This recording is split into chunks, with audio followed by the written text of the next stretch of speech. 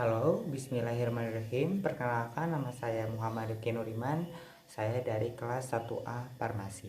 Di sini saya akan mencoba menerangkan tentang rancangan faktorial. Langsung saja kita ke contoh kasusnya. Oke, let's go. Bismillahirrahmanirrahim. Langsung saja ke contoh kasusnya.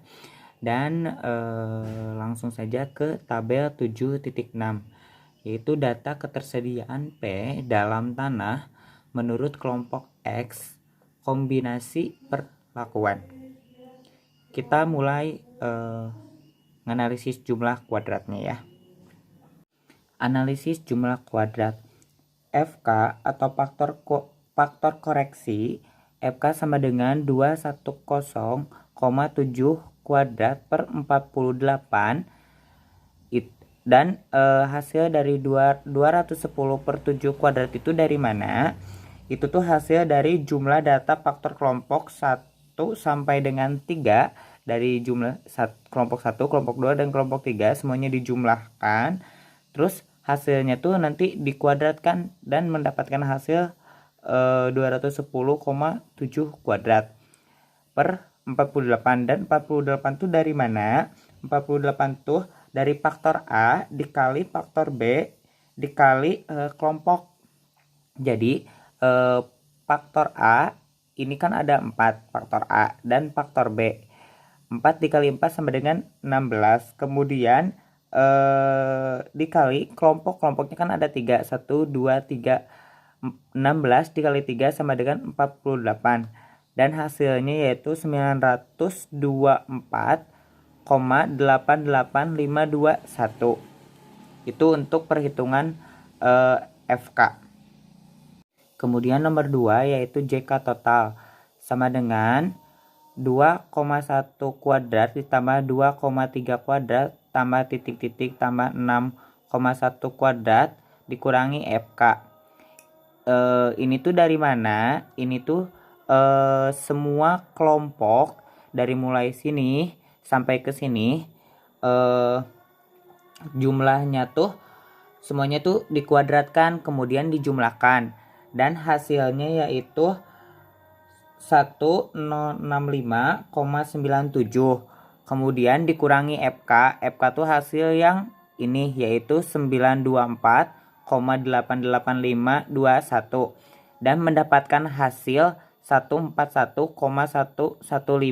Tetapi hasilnya tuh bukan segini yang saya hitung mah, menjadi 141,08479. Itu untuk perhitungan JK total. Kemudian nomor 3, JK kelompok sama dengan 67,2 kuadrat ditambah 71,3 kuadrat ditambah 72,2 kuadrat per 16.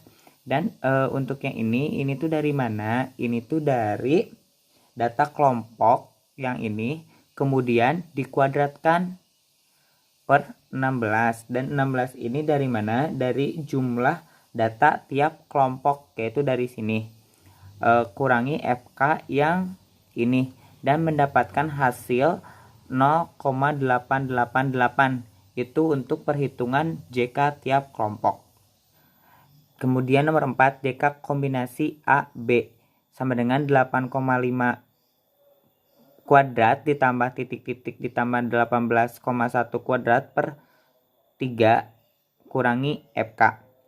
80,5 kuadrat ini dari mana? 8,5 tuh dari sini. Tetapi kan dikombinasikan antara A dan B.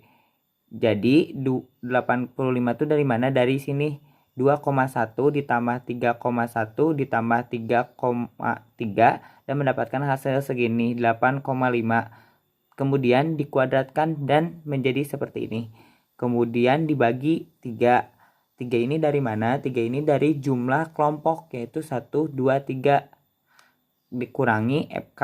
FK ini yang hasil yang ini, dan mendapatkan hasil 137,331. Itu untuk perhitungan JK kombinasi AB. Selanjutnya saya akan menjelaskan tentang tabel 7.7, yaitu data ketersediaan P dalam tanah menurut kombinasi AXB. Di sini saya akan menjelaskan nomor 5, JK galat sama dengan 141,115 dikurangi 0,888 kurangi 137,331 sama dengan 2,896. Ini tuh dari mana? Ini tuh hasil dari perhitungan yang ini perhitungan JK total, kemudian dikurangi perhitungan JK kelompok, kemudian dikurangi perhitungan JK kombinasi AB dan mendapatkan hasil 21896. Kemudian yang JK pupuk A sama dengan 32,9 kuadrat ditambah titik-titik ditambah 62,82 kuadrat per 12 dikurangi FK. Untuk yang ini tuh dari mana? Ini tuh hasil data kelompok kemudian dikuadratkan. Nah, hasil dari yang ini sampai dengan yang ini kemudian dikuadratkan dibagi 12 dikurangi FK yang dari sini dan mendapatkan hasil 92,976. Itu untuk perhitungan JK pupuk A. Kemudian saya akan menjelaskan tentang JK kapur B sama dengan 43,3 kuadrat ditambah titik-titik ditambah 56,7 kuadrat dibagi 12 dikurangi FK. Ini tuh dari mana? Ini tuh dari sini. Kemudian dikuadratkan dibagi 12 dikurangi FK yang ini dan mendapatkan hasil 17,461. Kemudian nomor 8 yaitu JK interaksi AB sama dengan JK kombinasi AB dikurangi JKA dikurangi JKB sama dengan 26,9891 dan ini hasilnya untuk perhitungan JK interaksi AB. Oke, di sini saya akan menjelaskan tentang tabel 7.8 hasil asiran pengaruh utama dan interaksi pupuk kandang dan kapuk pertanian terhadap ketersediaan P dalam tanah. Di sini saya akan menjelaskan tabel ini. DB kelompoknya 2, DB kombinasi AB-nya 15, pupuk kandangnya 3, kapur pertanian 3, interaksi 9, DB galaknya 30, DB totalnya 47. Kemudian JK ini dari mana? JK ini dimasukkan hasil hitungan yang ini sama yang ini dimasukkan ke sini. Kemudian untuk KT-nya dari mana? KT-nya itu hasil dari 0,888 dibagi 2 dan mendapatkan hasil seperti ini.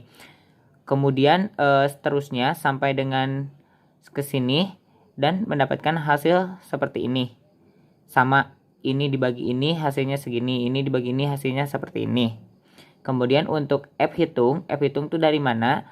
F hitung dari 0,444 dibagi 0,0965 hasilnya segini. Kemudian 9,155 dibagi 0,0965 hasilnya segini. Kemudian ini dibagi ini hasilnya segini dan ini pun sama, ini dibagi ini hasilnya segini dan yang terakhir 2,988 dibagi 0,0965 hasilnya seperti ini. Kemudian untuk F tabel ini dilihat dari hasil tabel F. Jadi untuk kesimpulan hasil uji F yaitu 1. Semua faktor utama dan interaksi pupuk kandang dan kapur berpengaruh sangat nyata terhadap ketersediaan P tanah, sehingga semua hak satu umum diterima pada tarif uji 5 dan 1% atau sesama utama uji F. Atas dasar kesimpulan ini dapat disarankan bahwa pupuk kandang dan kapur dapat diterapkan secara terpisah, salah satu atau secara bersama-sama. Kedua, pengatur lokal kontrol menurut kelompok berpengaruh nyata terhadap peningkatan P. Berarti pengelompokan satuan percobaan ini berhasil memisahkan pengaruh keragaman dalam areal percobaan dari Galat, sehingga ketelitian, keandalan, dan kebenaran percobaan meningkat. Kemudian 3. Dengan kakak yang kecil 7,08% menunjukkan percobaan mempunyai derajat ketelitian yang tinggi, sehingga uji lanjutannya cukup dengan uji BNJ untuk berderajat ketelitian rendah. Mungkin cukup sekian hasil penjelasan atau presentasi dari saya. Mohon maaf bila ada kesalahan dalam tahap menghitung atau menjelaskan, dan apabila ada kata-kata yang keluar dari mulut saya yang tidak mengenakan, mohon dimaafkan karena saya masih tahap belajar. Mungkin cukup sekian. Wabillahi taufiq wal hidayah. Wassalamualaikum warahmatullahi wabarakatuh. See you next time.